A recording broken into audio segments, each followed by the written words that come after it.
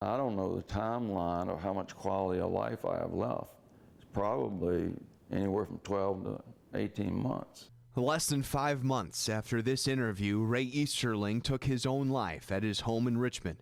Easterling played safety for the Atlanta Falcons from 1972 to 1979 and said he suffered as many as 50 concussions in each season he played.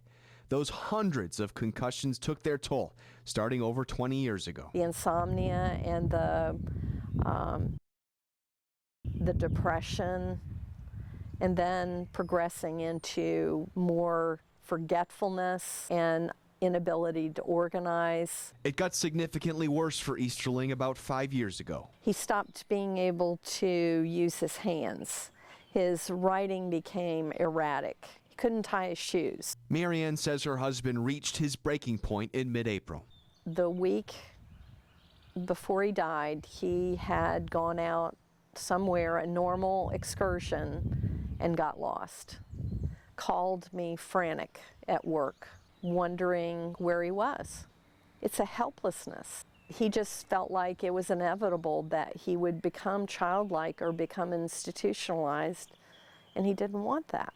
Now Marianne is continuing Ray's fight against the NFL. Easterling was a part of a group of 7 players that are suing the league, saying that the NFL had concealed the link between concussions and long-time health for decades.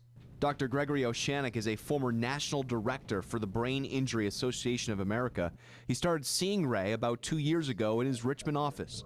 Oshanek says within the last decade, brain doctors have begun to diagnose CTE, a disease where repeated brain trauma in the form of concussions has caused Alzheimer's-type symptoms later in life. But the severity of concussions is not a recent discovery. We have known for a long time that with each additional injury that the brain receives, you're taking more out of your bank account. There's going to be a point in time, and it's been well recognized for 30 years, there's a point in time where you're going to go into overdraft. And if caught early enough, CTE can be treated. The use of medications like those that are used for Alzheimer's can be helpful in slowing and providing some degree of stability. And that's what Marianne is hoping the lawsuit will lead to, a fund for former players that will lead to an earlier diagnosis, so other families can understand the disease and be spared some of the heartache that hers had to go through. I think there are still lots of things that can be done. You know, rather than throw up your hands and say, that's football, it's going to be violent. Yeah, it is, but there are measures that can be taken that if you're careful, you can continue the sport, but it's whether they'll do it or not. Has the NFL done anything for you since Ray's taken his life? No. Sent you a letter or anything? Nope.